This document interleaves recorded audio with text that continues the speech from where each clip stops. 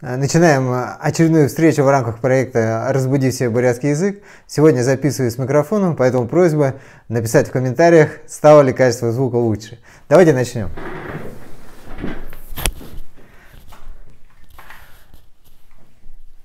Итак, друзья, мы с вами в прошлый раз познакомились с тем, как от основы глагола, заканчивающейся на долгую гласную, образуется причастие несовершенного вида. На примере ху-хуа.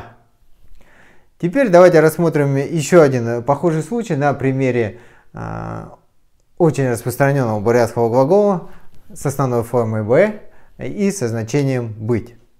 Здесь нам также нужно добавить гласную из корня. Может немножко смутить то, что вот здесь у нас на конце и кратко, но вот это сочетание букв называется в грамматике дифтонгом, а по-простому это та же долгогласная, она имеет свой нюанс произношения, но на начальном этапе этому особого значения придавать не стоит. Поэтому присоединяем долгую гласную ровно по той же логике, что и в случае хуа. Сначала добавляем долгую гласную, а потом отделяем две наших долгогласных с помощью специальной буквы посредника Г. Получается БГ.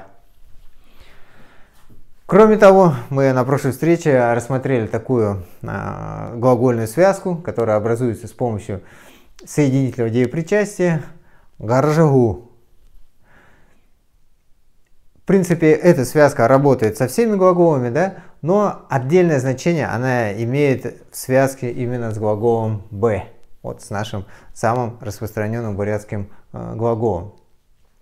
В этой связке здесь мы видим глагол с основной формой «уз». Он имеет много значений, но давайте возьмем его в значении «изучать».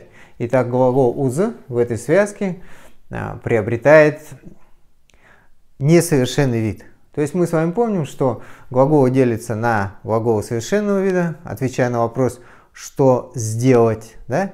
И на глагол несовершенного вида, отвечающий на вопрос «что делать?».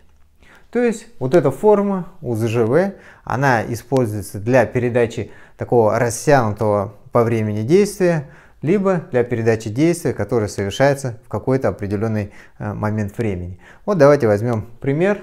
Би бурят хле УЗЖВ.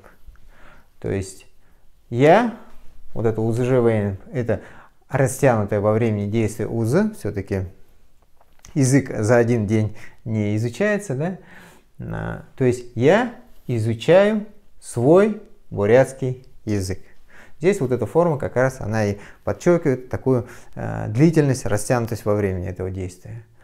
Ну и возьмем на примере глагола хара со значением смотреть, да, вот харжевые. В той ситуации, когда харжевые передает смысл действия, выполняемого в какой-то определенный момент времени. Например, «Усхудыр ерхадышни бить телевизор харжавега». Когда ты вчера пришла, я смотрел телевизор. Почему ерхадышни переводится «когда ты пришла», я сейчас объяснять не буду, оставлю в комментарии ссылку на короткое видео на эту тему.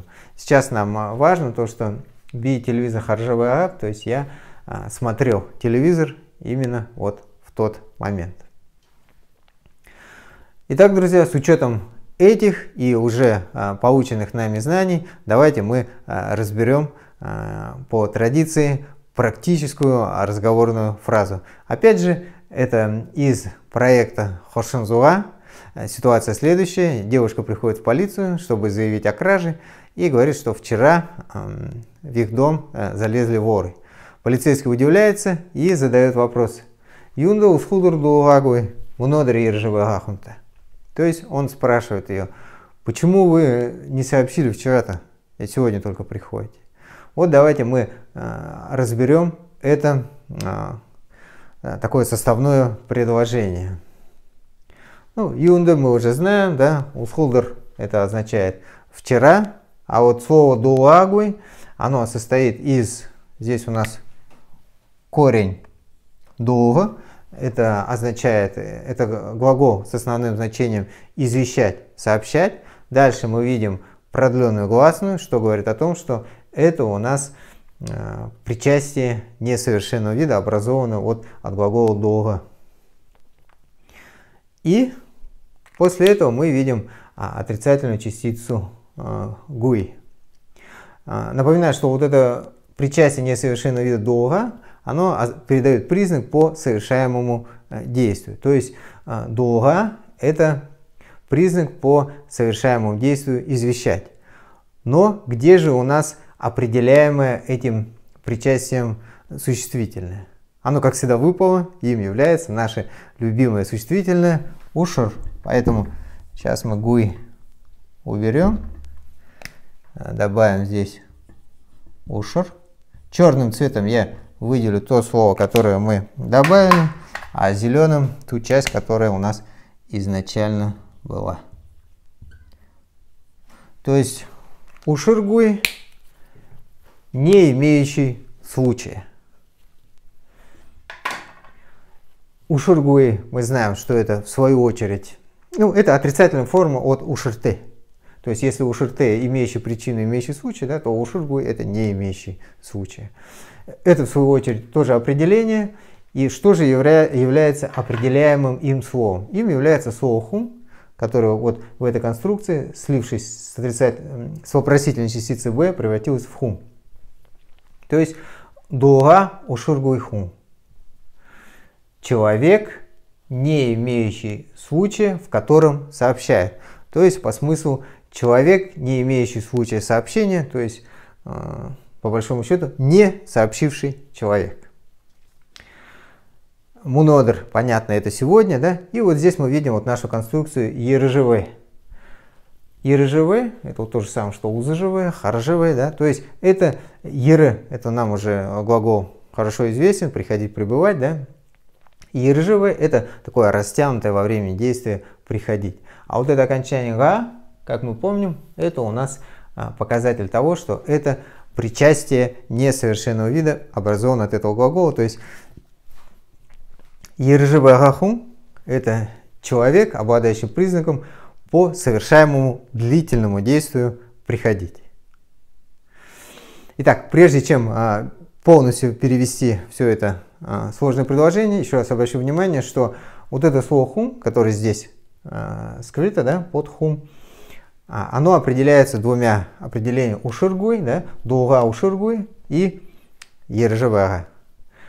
Все вместе у нас получается. Почему вы, человек, не сообщивший вчера, а сегодня приходящий человек? Причем приходящий, так длительно, да?